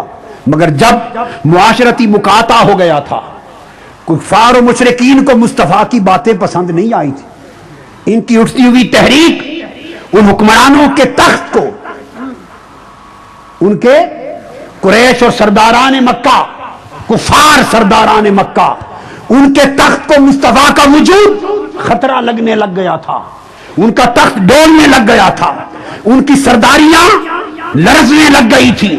انہوں نے کہا مصطفیٰ نے تو ہماری سرداریوں کے نظام کو چیلنج کر دیا ہے، وہ دشمن ہو گئے، اور بڑھتے بڑھتے وہ دشمنی یہاں تک پہنچی کہ مصطفیٰ کی خاطر پورے بنی ہاشم کے ساتھ بائیکاٹ کر دیا، اور ابو طالب کے نام پر شیب ابی طالب میں قید کر دیا۔ کیوں کیا؟ ان سرداران قریش کافروں کے اس تخت کو خطرہ لاحق ہوا وجود مصطفیٰ سے، کہ یہ تخت ظلم و جبر کا تخت، جہالت و کفر کا تخت یہ لرز رہا ہے۔ وہ جو تخت جب یزید بیٹھا، جس تخت پہ یزید پلید بیٹھا، تو پھر وہ تخت کوئی اور تخت نہ تھا، وہ تسلسل سے پھر وہی تخت بن گیا جو اس کو خطرہ مصطفیٰ سے لاحق ہوا تھا، آج اسی تخت کو حسین سے خطرہ لاحق ہوا۔ 3 سال شیب ابی طالب نے قید کر دیا۔ اس عرصے میں کیا معمول تھا؟ آؤ ابو طالب کا معمول سن لو۔ امام ابو نعیم اصبہانی بیان کرتے ہیں دلائل النبوت میں، حافظ ابن کثیر بیان کرتے ہیں البدایہ والنہایہ میں، امام بہقی دلائل النبوت میں، صاحب سبل الہدا بیان کرتے ہیں امام شاہ علامہ شامی، امام شمس الدین ذہبی بیان کرتے ہیں، اور دیگر محدثین اور مورخین نے اس کو کثرت سے اتفاق سے بیان کیا۔ خاص بات بتانا چاہتا ہوں، 3 سال رہے شیب ابی طالب میں، تو احادیث کی کتب میں کیا آیا ہے؟ کہتے ہیں وَكَانَ أَبُو طَالِبٍ إِذَا أَخَذَ النَّاسُ مَنَاجِعَهُمْ، جب لوگ رات کو اپنے اپنے بستروں پہ چلے جاتے، ابو طالب کے کام سن لو، ابو طالب کرتے کیا تھے؟ اگر تو کسی کو ناپنے کا پیمانہ ان کی محبت اور ان کا عمل اور ان کا کردار ہے رات دن کا، تو پھر پیمانہ یہ ہے، اور اگر پیمانہ کسی کی اپنا منشا اور مرضی ہے تو جو چاہو بناتے پھرو۔ حدیث میں آتا ہے کہ جب رات کو ہر کوئی سو جاتا اپنے اپنے بستر پر، تو حضرت ابو طالب کہتے میرے پیارے محمد صلی اللہ علیہ وسلم آپ بھی سب کے سامنے اپنے بستر پہ لیٹ جائیں، چونکہ لوگ جھانک کے دیکھتے تھے دشمن مخالف، تاکہ ہر کوئی دیکھ لے کہ محمد اپنے بستر پہ سو گیا ہے۔ تو آقا علیہ السلام اپنے بستر پہ سو جاتے، جب تھوڑا سا اندھیرا، اور خود بیٹھے تکتے رہتے، جب اندھیرا چھا جاتا اور دیکھتے کہ اب کوئی جھانک تانک نہیں کر رہا ہوگا، حضرت ابو طالب خاموشی سے مصطفیٰ کو اٹھاتے، ادھر سے علی مرتضیٰ کو اٹھاتے، ہائے کہ کوئی بدبخت اگر رات کو تلوار لے کے حملہ کرے تو میرے علی پر ہو جائے، محمد پر نہ ہو۔ اب مجھے اپنے ایمان کے ساتھ قسم کھا کے بتا دو کہ اگر بات بڑی خاص ہے، بعض لوگ یہ کہہ سکتے ہیں کہ انہیں بطور بھتیجے کے، یتیم بھتیجے تھے، یتیم بھائی کے بیٹے تھے، محبت بہت تھی، محبت بہت تھی، اور یہ صرف وہ تبھی نسبی محبت کی وجہ سے ایسا کرتے تھے، مان لیا، کوئی شک نہیں بڑی محبت تھی، مگر یہ بات میری سمجھ میں نہیں آئی، جتنی محبت ہو، لاکھ ہو، مگر بے پناہ محبت کے باوجود کوئی اس محبت کے ساتھ بھتیجے پر بیٹا بھی قربان کرتا ہے؟ بھتیجے پر کوئی بیٹا قربان کرتا ہے؟ اگر خالی یہ عمل بھتیجا سمجھ کے کرتے تو اوروں کو لٹاتے، علی کو نہ لٹاتے، اور جب علی کو ان کے بستر پہ اور ان کو اس بستر پہ لٹا دیا تو یہ محبت صرف بھتیجا کر کے نہیں، نبی آخر الزماں کر کے بھی تھی، اور اگلی رات دوسرے بیٹے کو لٹا دیتے، پھر کسی بھائی کو لٹا دیتے، چچا زاد بھائیوں کو 3 سال تک ایک رات بھی مصطفیٰ کو اپنے بستر پہ سونے نہیں دیا، 3 سال تک، اور بنی ہاشم کے جوانوں میں سے، اپنے بیٹوں اور بھائیوں میں سے، بھتیجوں میں سے ایک ایک کر کے بستر پہ لٹاتے تھے۔ یہ ابو طالب کی وہ قربانی ہے۔ ارے ساری بات چھوڑ دو، خدا کی قسم ان 3 سالوں کی راتوں کی قربانی کا تصور نہیں ہو سکتا۔ ایمان والوں کے ایمان ابو طالب کے 3 سالوں کی راتوں کے اس عمل پہ قربان ہو جائے۔ اور پھر آگے ایک بڑی خاص 7ویں دلیل اور قرینہ دے رہا ہوں، بڑی توجہ سے بات دل و دماغ میں اتارنے کی ہے۔ میری نظر میں 2 واقعے گزرے ہیں۔ ایک واقعہ آپ نے سنا ہے کہ حضرت اسماعیل علیہ السلام چھوٹی عمر میں ہیں اور بے آب و گیا ریگستان وادی مکہ کا اس پہ لیٹے ہیں، اور صفا مروہ کی پہاڑیاں ہیں اور وادی ہے، پیاس ہے، پانی میسر نہیں، وہ لیٹے ہیں اور حضرت ہاجرہ پانی کی تلاش میں دوڑ رہی ہے۔ ان کے دوڑنے نے صفا مروہ کو شاعر اللہ بنا دیا۔ اس کیفیت میں پیاس کی شدت بڑھی اور حضرت اسماعیل بن ابراہیم انہوں نے شدت پیاس میں ایڑی رگڑی، اور ان کی ایڑی رگڑنے سے چشمہ نکل آیا، چشمہ آب زمزم کا چشمہ بن گیا۔ وہ آج تک 4000 سال سے وہ چشمہ رواں ہے۔ وہ چشمہ حضرت اسماعیل کی خاطر نکلا، بس ایک چشمہ دنیا نے دیکھا تھا۔ آؤ جاوا ہاؤس میں مجلس حسین میں بیٹھ کر روح حسین کو خوش کرنے والوں، آج ایک چشمہ اور بھی بتا دوں۔ سنا ہے وہ چشمہ؟ سنا ہے کبھی؟ بیان ہوا؟ آج ایک چشمہ اور سن لو۔ ایک چشمہ جو اسماعیل کی پاک ایڑی سے نکلا وہ زمزم ہے۔ خدا کی عزت کی قسم ایک چشمہ مصطفیٰ کی ایڑی سے بھی نکلا۔ ایک چشمہ مصطفیٰ صلی اللہ علیہ وسلم کی ایڑی سے نکلا۔ حوالہ سن لو پہلے، طبقات ابن سعد میں امام ابن سعد نے روایت کیا، امام اسقلانی ابن حجر اسقلانی نے الاصابہ میں روایت کیا، ابن جوزی نے صفوۃ الصفا میں روایت کیا، امام ابن عساکر نے تاریخ دمشق کبیر میں، ابو یوسف شامی اور دیگر کتب میں، امام حلبی نے سیرہ میں روایت کیا۔ وہ چشمہ کیا ہے؟ اور اس کے راوی حضرت عمرو بن سعید ہیں۔ وہ کہتے ہیں کہ انا ابا طالب قال، اور ایک بات سن لو، یہ روایت اہل تشیع کی کتب حدیث کی نہیں، اہل سنت کی ہے۔ راوی ہیں دوسرے حضرت عمرو بن سعید ایک صحابی، اور ایک میں اصول حدیث کی بات کر رہا ہوں، اور لینے والے امام ابن حجر اسقلانی جیسے محدث ہیں جو فن حدیث میں اہل سنت کے ہاں جرح و تعدیل میں اسماء رجال میں سب سے بڑے امام ہیں، اسماء رجال میں انہوں نے تک لیا ہے۔ کیا؟ عمرو بن سعید صحابی ہیں، اور روایت حدیث کی ہماری کتب میں آئی، اور انہوں نے روایت کی حضرت ابو طالب سے۔ مجھے فن حدیث کا علم رکھنے والا کوئی بتا دے کہ حدیث کی روایت میں کسی کافر سے روایت لی جا سکتی ہے؟ بس ختم ہو گئی بات۔ امام ابن اسقلانی لینے والا ہو، حضرت عمرو بن سعید لینے والے ہوں، اور اگر کوئی کافر سے روایت لی جا سکتی ہے فن حدیث میں تو بتا دے، اور اگر جواب نہیں میں ہے تو سنو، عمرو بن سعید کہتے ہیں کہ میں نے حضرت ابو طالب سے روایت لی۔ انہوں نے کہا قال کنت بذل مجاز، میں اپنے آقا کے ساتھ حضور علیہ السلام کے ساتھ وادی ذل مجاز میں تھا. خود بیان کرتے ہیں وادی ذل مجاز میں تھا اور فرماتے ہیں کہ مجھے شدت کی پیاس لگی. ہائے ہائے ہائے.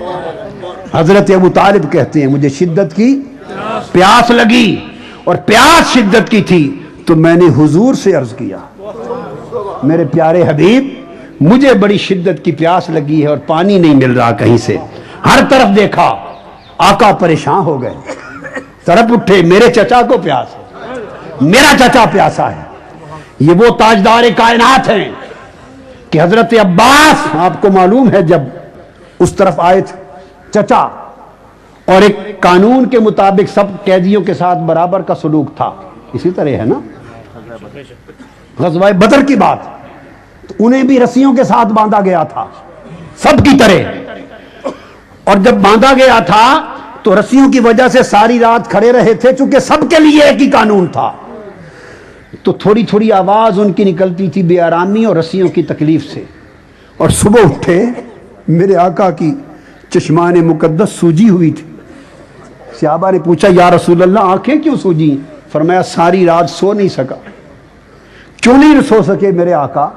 اس لیے کہ چچا عباس جو رسیوں سے باندھا ہوا تھا اس کی کراہنے کی آواز آتی تھی اور میں سو نہیں سکتا تھا. تو صحابہ کو بلایا اور کہا کوئی ایسی سبیل نہیں کر دیتے کہ میں اپنے چچا عباس سے بھلائی کروں. تو پھر قانون آسمان سے بدل گیا, رسیاں ڈھیلی کر دی مشکیں, اور حضرت عباس کی خاطر قانون الہی بدل گیا. حضور کو چچا کے کراہنے کی آواز نے رات کی نیند گوارا نہیں کی. یہ ذرا چچا کے ساتھ ایک تعلق یہ دیکھ لیں, اور ابھی قبول اسلام نہیں ہوا تھا ان کا, اس وقت کی بات ہے, وہ تو باندھنے کی بات تھی. حضرت ابو طالب نے کہا میرے پیارے مصطفیٰ پیاس شدت کی ہے. حضور پریشان ہو گئے جب پانی کہیں سے نہیں ملا. خدا کی عزت کی قسم حدیث میں آتا ہے فشکوت, میں نے شکایت کی میرے آقا میں پیاسا ہوں. تو حضور السلام نے دیکھا کہیں سے نہیں ملا, آپ نے ایڑی ماری, زمین سے چشمہ پھوٹ گیا. فرمایا چچا ابو طالب چشمہ آپ کے لیے ہے.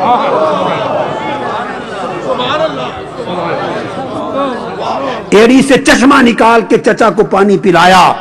واقعہ تو محدثین بیان کر گئے, ہر کوئی بیان کر گیا, مگر جو راز اس سے میری سمجھ میں آیا وہ یہ کہ وہ تاجدار کائنات جو دنیا میں ایک لمحے کی پیاس ابو طالب کی گوارا نہیں کرتا, جو دنیا میں ایک لمحے کی دنیاوی پیاس جس مصطفیٰ کو گوارا نہیں ہے, اور ایک غیرت ایمانی سے پوچھو اسے آخرت میں ابو طالب کی پیاس گوارا ہوگی؟ جو ایک لمحے کی پیاس پر گوارا نہیں اور ایڑی مار کے چشمہ دے دیتا ہے, اور آخرت کی پیاس ہو تو خدا جانے لاکھوں چشمے مصطفیٰ چچا کو دے دے گا. کیسے ممکن ہے کہ وہ گوارا ہو؟ اور میں بات کو ختم کرنے کی طرف لا رہا ہوں, مضمون تو طویل ہے, چھوڑ رہا ہوں. ایک آخری بات یہاں کر کے باقی مضمون چھوڑ کر آگے چل پڑتے ہیں جو اختتام کی طرف. ابتدا کی بات کر لی, بقا کی طرف آتے ہیں. اور آخری یہ خاص بات کہنا چاہتا ہوں, باقی دلائل تو میں نے کہا 70 شواہد صرف ایک بات میں دیے ہیں, انشاءاللہ تعالی پھر آپ وہ ملتے رہیں گے. تمام کتب میں ابن جوزی نے روایت کیا ہے, ابن جوزی کے علاوہ امام برہان الدین حلبی نے روایت کیا, سیرت حلبی, شیخ عبدالحق محدث دہلوی نے روایت کیا, اور دیگر محدثین نے اپنی تمام کتب میں, امام سہیلی نے روایت کیا, علامہ ذہنی دہلان نے روایت کیا, علامہ ابن خلدون نے روایت کیا, سب کتب میں ہے. وہ یہ, اور آپ بھی جانتے ہیں, دنیا جانتی ہے, اس پر کوئی دوسری رائے اور اختلاف نہیں, کہ آقا علیہ السلام کا نکاح حضرت خدیجہ الکبریٰ سے کس نے پڑھایا؟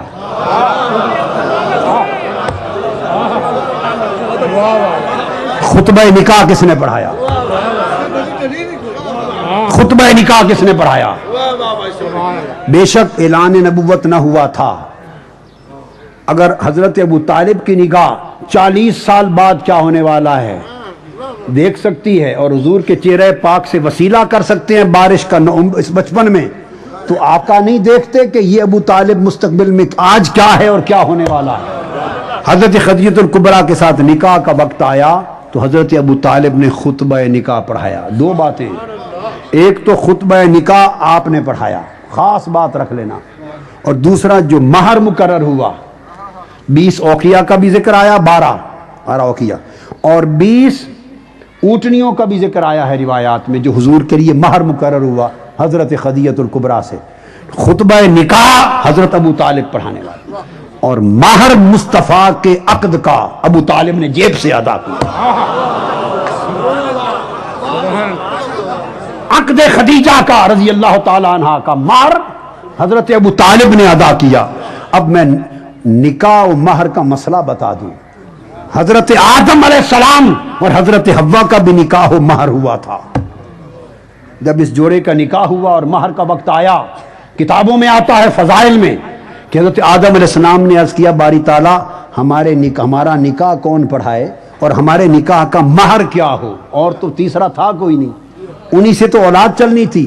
رب کائنات نے فرمایا آدم و حوا دونوں مل کر میرے مصطفیٰ پہ درود پڑھ دو، یہی مہر نکاح ہو جائے گا۔ ہائے ارے لوگوں، سوچنے کی بات ہے، ذرا عمل دیانت سے سوچو، ارے امانت سے سوچو، ارے عدالت سے سوچو، ٹھنڈی طبیعت کے ساتھ سوچو کہ حضرت آدم کا نکاح ہو تو مہر مصطفیٰ کے درود کا رکھا جائے، کوئی اور مہر گوارا نہ ہو۔ کیوں کہ اسی صلب سے سب نبیوں نے آنا ہے، اسی صلب سے سب نبیوں نے آنا ہے۔ حضرت آدم اور حضرت حوا کے نکاح پر مہر درود بر مصطفیٰ ہو اور مصطفیٰ کا نکاح ہو تو مہر کسی کافر کی جیب سے قبول کر لیا۔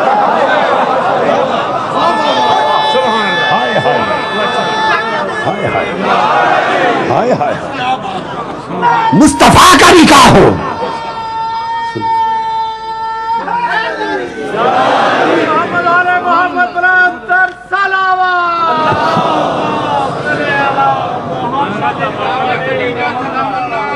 قبول کر لیا جائے۔ آپ نے صرف خطبہ نکاح نہیں پڑھایا، مہر نکاح بھی خود جیب سے ادا کیا۔ تو حضرت خدیجہ الکبریٰ محسنہ اسلام، میرے آقا کی پہلی رفیقہ حیات، تاجدار کائنات کی ساری اولاد کی ماں، ارے فاطمہ الزہرا کی ماں، ارے حسن حسین کی نانی، جس کو حضور کبھی نہ بھولے، اس خدیجہ الکبریٰ کے ساتھ نکاح، اور رب گوارا کر لے گا۔ ابو لہب ہو، ابو جہل ہو، کافر ہیں، وہ بھی تو چچے تھے۔ ابو لہب بھی تو چچا تھا، میری بات نہیں سمجھے، ابو لہب بھی تو چچا تھا، کسی اور کا مہر گوارا کیا ہوتا نہیں، ابو طالب کی جیب کا مہر گوارا کیا، کیونکہ اس میں سے حسین نے آنا ہے، اس صلب سے۔ آدم کا مہر مصطفیٰ کا درود ٹھہرے اور حضور کا مہر کوئی کافر ادا کرتا پھر، ہائے ہائے ہائے ہائے۔ اور حضرت نہیں ہو سکتا، آپ نے مہر ادا کیا، اور اس لیے کہ اس مہر کے سے، اس نکاح سے، اس صلب میں جو اولاد پیدا ہونی ہے، اور ان کو منتخب کیوں کیا حضرت ابو طالب؟ اس لیے ان کو پتا تھا کہ جب دعوت توحید کا وقت آئے گا، اشاعت اسلام کا وقت آئے گا، تو اس وقت اسلام کی ابتدا، پہلی دعوت، پہلی مجلس، پہلا جلسہ، پہلا پیغام، اسلام کی ابتدا بھی ابو طالب کے گھر سے ہوگی، اور جب اس اسلام کی بقا کا وقت آئے گا تو اسی کی اولاد کے در سے ہوگی۔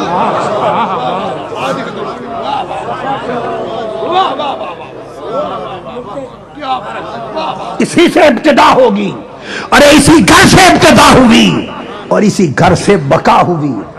اسلام کی ابتدا بھی یہ گھر اور اسلام کی بقا بھی یہ گھر۔ لوگوں، یہ ابتدا تھی، یہ اور یہ بقا تھی۔ اسلام کی بقا کے لیے آقا کی یہی آل سفر کر کے پہنچ چکی ہے،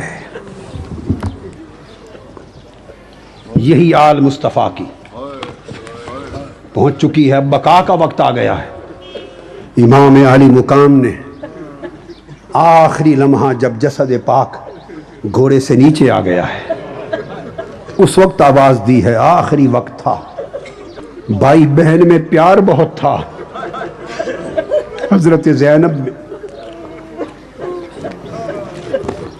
بی بی زینب اور امام حسین میں پیار بہت تھا، اور کتابوں میں آتا ہے، میں نے پڑھا ہے، اتنا پیار تھا کہ مدینہ میں بی بی زینب جب نماز کے لیے کھڑی ہوتی،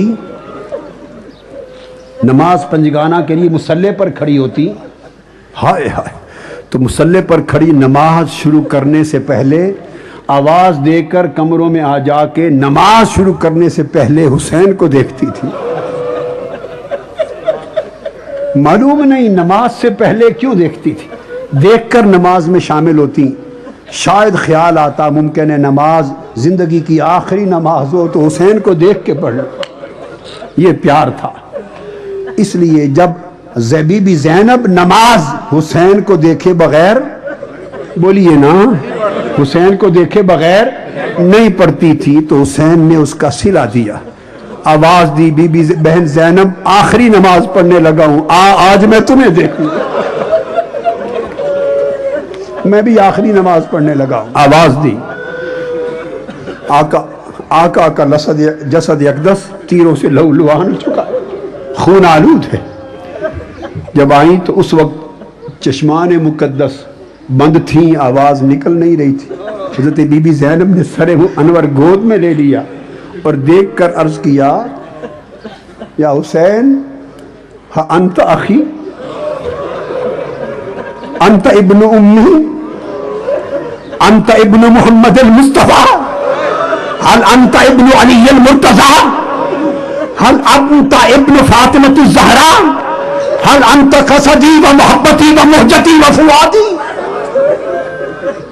آپ فاطمة الزہراء کے بیٹے، انت اخی، میرے بھائی ہیں آپ،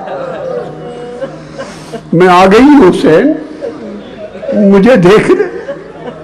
امام علی مقام نے آنکھ کھولی، کچھ زبان مبارک سے کہنا چاہا، آواز کی سمجھ نہیں آئی، بس آقا کی یہ کیفیت دیکھ کر، پہلے وہ غشی میں تھے، یہ کیفیت دو کر سیدہ غشی میں چلی گئی۔ امام علی مقام نے فرمایا کہ اب خیمے میں چلی جا، بس آخری ملاقات کرنا چاہتا تھا، میرا وقت رخصت ہے، جہاں سے آیا تھا اسی دیس کو اب جا رہا۔ سیدہ بی بی زینب واپس آ گئی، امام علی مقام آخری سجدے میں چلے گئے، آخری سجدہ کرنا۔ شام ہو چکی ہے، شام ہو گئی، جو بیتنا تھا بیت گیا، خیمے جلا دیے گئے، ایک خیمہ تھوڑا بچا جس میں سب شہزادیوں کو امام بیمار سیدنا زین العابدین کو لٹا کر ارد گرد بٹھا دیا اور فرمایا تم بھی تھوڑا لیٹ لو، اور امام زین العابدین آپ سستا لیں۔ شہزادی سیدہ سکینہ اور دیگر شہزادیاں پوچھتی ہیں، پھوپھی جان، پچھلی 10 راتیں جو گزری ہیں، 9 راتیں 7 راتیں، اس میں تو جب ہم رات کو سوتے تھے تو بھائی علی اکبر اور بھائی قاسم اور چچا عباس پہرا دیتے تھے، آج رات ہمارا پہرا کون دے گا؟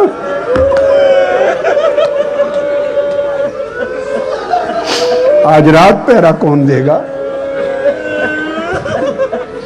سیدہ فرماتی ہیں کہ بیٹے آج میں خود پہرا دوں گی۔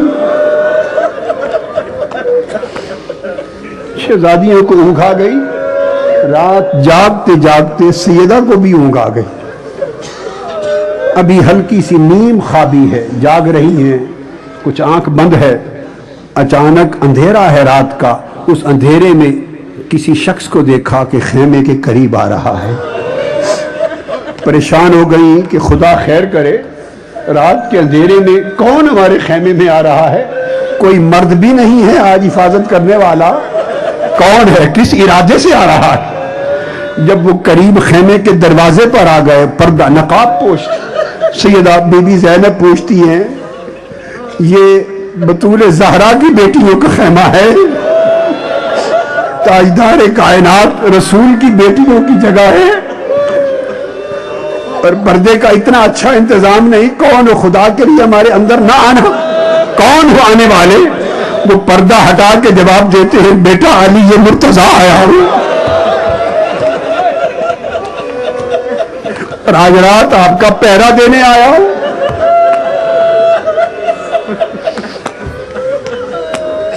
خود پہرا دینے آیا ہوں۔ جب بچے شہزادے لیٹ گئے تو آپ نے شہزادیوں کو گنا، سب کو گنا، تو اس میں سیدہ سکینہ نہیں، بےتاب ہو گئی، پریشان ہو گئی۔ ہر فلم دیکھا، سیدہ سکینہ سلام اللہ علیہا نظر نہیں آتی۔ آواز دی سکینہ سکینہ سکینہ، جواب نہیں آ رہا، لبیک کا۔ پریشان ہو کے مضطرب ہو کے نکل پڑی، رات کا اندھیرا ہے۔ جب سکینہ کا جواب نہیں آیا تو آواز دی بھائی حسین، بتا سکینہ کو کہاں سے تلاش کروں؟ حسین، بھائی حسین، سکینہ کو مل گئی، کہاں سے تلاش کروں؟ یہ آوازیں دے کے پریشان حال پھرتی تھی کہ اچانک لاش حسین سے آواز آئی بہن زینب پریشان نہ ہو، سکینہ میرے پہلو میں ہے۔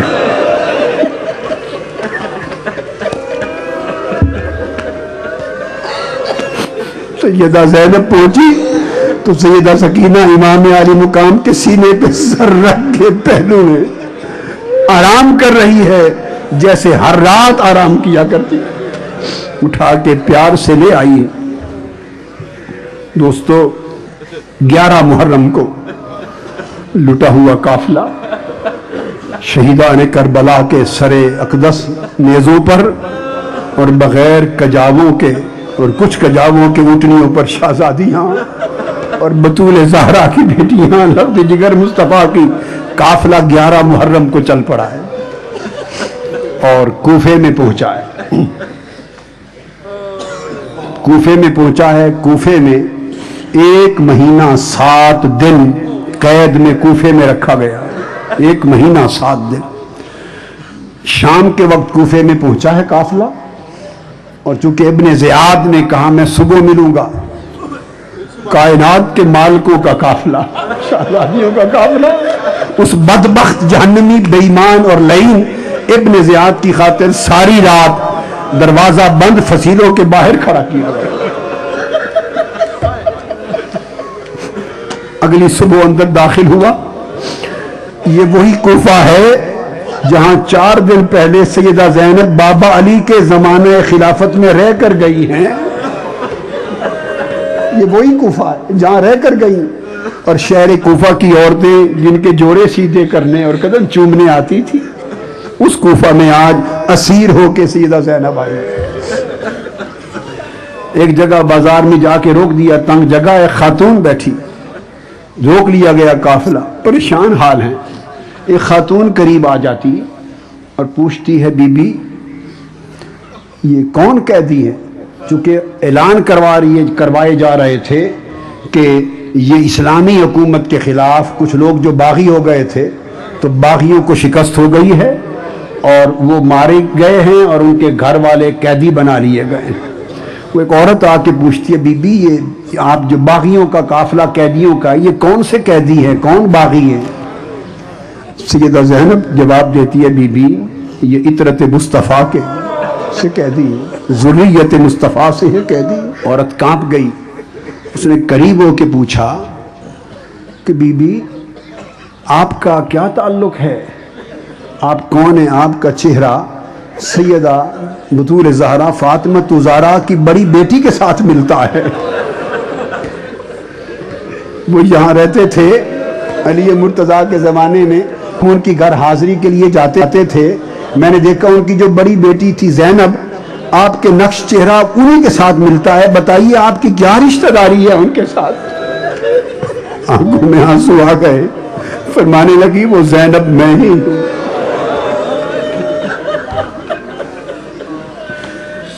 لوگوں کو پتا چلا تو کوفہ کے لوگ، عورتیں، مرد، بچے روٹیاں اور کھجوریں لے کر قیدیوں کو دیکھ کر بچوں کو دینے کے لیے آ گئے، جیسے خدا واسطے خیرات کریں۔ بی بی زینب نے کہا نہیں، ہم آل رسول پہ صدقہ حرام ہے، ہمیں بھوکا رہنا گوارا ہے، خیرات نہ دو۔ 1.25 مہینہ قیام کے بعد آپ کو واپس دمشق کی طرف یزید کی اطلاع آئی، خط کے ذریعے، بدبخت لعین کی، اب پیش کیا جائے میرے دربار میں۔ 1.25 مہینہ کے بعد قافلہ روانہ ہوا، 2 دن کربلا میں رکے اور پھر دمشق چل پڑے۔ جب دمشق پہنچے، رستے میں ایک مقام آیا، اس مقام پر پہنچ کر رات کا وقت ہے، قیام ہوا، پھر آپ نے کجاموں میں اونٹنیوں پر شہزادیوں کو گنا، سکینہ پھر نظر نہیں آتی، پھر نظر نہیں آتی، آواز دی سکینہ سکینہ نہیں ملی، پریشان ہوئی، آپ اتر آئی بےتاب ہو کر۔ پیچھے یہ ہوا تھا کہ سیدہ سکینہ بار بار بابا حسین کا سر اقدس جو دیکھتی تھی وہ روتی تھی، بابا کا سر دیکھ کے روتی تھی، اور بدبخت جو ساربان تھا وہ جھڑکتا تھا، وہ پھر اور روتی تھی، بابا کو پکارتی تھی، بابا حسین بابا حسین، وہ جھڑکتا تھا۔ اس بدبخت نے اس کا رونا دیکھ کر سیدہ سکینہ کا بازو پکڑ کے جو کھینچا تو جھٹک کے نیچے گرا دیا۔ اونٹنی پر قافلہ چل پڑا، سیدہ سکینہ خوف زدہ ہو کر بے ہوش ہو گئی تھی، اور جب ہوش میں آئی تو قافلہ جا چکا تھا۔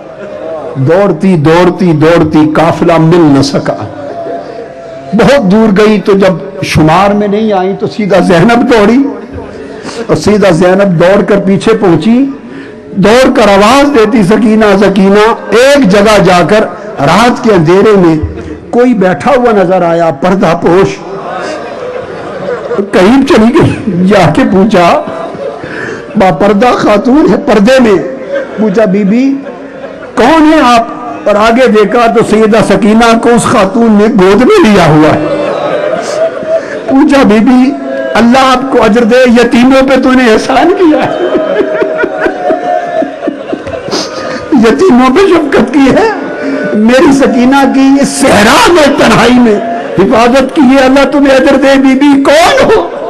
انہیں چہرے اقدس سے پردہ اٹھایا، کہا بیٹی زینب تیری ماں فاطمہ ہو۔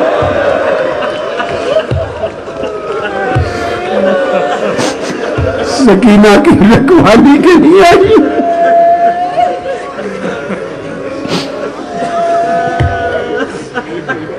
زاداران قافلہ بالآخر دمشق کے بازار میں جا پہنچا، اور بات بھی ختم کرنے لگا ہوں۔ بازار دمشق میں قافلہ پھر جا کے ہجوم میں رک گیا۔ جب ہجوم میں رک گیا، قافلہ ہے، ہر طرف اعلان ہو رہے ہیں کہ قیدی آ گئے ہیں، قیدی آ گئے ہیں، باقی شکست کھا گئے۔ ایک جگہ رکا ہے، چھت پر ایک خاتون بیٹھی، اس نے دیکھا کہ قیدیوں کا قافلہ ہے، قیدیوں کا قافلہ ہے، اور رکا ہوا ہے، بھوکے ہوں گے، پیاسے ہوں گے، بچے شہزادیاں۔ اس خاتون نے گھر میں جو کچھ تھا کھانے کا بھیجا، قافلے میں تقسیم کیا، کپڑے تھے چادریں بھیج دی، لباس بھیج دیے، کھانا بھیج دیا، کھجوریں بھیج دی، قیدی سمجھ کر تقسیم کرتی رہی۔ سیدہ زینب نے کہا اس خاتون سے پوچھو، خاتون کون ہو؟ کون ہو؟ اتنی محبت اور شفقت کرنے والی، یہاں تو ہمیں کسی نے سلام بھی نہیں کیا، تو کون ہے؟ اس خاتون نے کہا میں آپ کو تو نہیں جانتی، آپ کو تو نہیں جانتی، میں نے تو دیکھا کہ قیدی ہیں، بچے ہیں، بھوکے ہوں گے، پیاسے ہوں گے، تو قیدیوں کو کھلانا بڑا اجر ہے، میں نے تو قیدی سمجھ کے کھلایا پلایا ہے، خدمت کی ہے قیدی سمجھ کر۔ سیدہ زینب خاموش ہو گئی، ایک ہی بات پوچھی، خاتون اچھا اللہ تیرا بھلا کرے، بتا صلہ کیا چاہتی ہے، بتا دے صلہ کیا چاہتی ہے، اور تو ہے کون؟ اس خاتون نے کہا میں مدینہ کے ایک یہودی کی بیٹی ہوں، اور سیدہ فاطمہ الزہرا کے ہاتھ پر اسلام قبول کیا تھا۔ اور اس دن سے میں خاتون جنت سیدہ فاطمہ الزہرا کی نوکرانی ہو گئی تھی، ان کی کنیز ہو گئی تھی، ان کی کنیز تھی، اور میں حسین اور زینب کو گود میں کھلاتی تھی۔ پھر جب سیدہ کائنات رخصت ہونے کا وقت آیا، اس کے بعد میں چل پڑی، میں ادھر آ گئی۔ وہ دور آج تک بیٹھی ہوں، مدینہ جانا پھر نصیب نہیں ہوا۔ اگر صلہ میری اس نیکی کا پوچھتی ہیں تو میری ایک ہی دعا ہے، بس وہ میرا کام کر دے۔ بی بی نے پوچھا بتاؤ، اس نے کہا تب سے آج تک میں نے حسین اور زینب کو نہیں دیکھا، بس اس کا اتنا اجر دے دے، دعا کر دے کہ میں حسین کو دیکھ لوں، میں زینب کو دیکھ لوں۔ سیدہ زینب نے کہا کہ وہ زینب میں ہوں، یہ حسین ہونے سے پر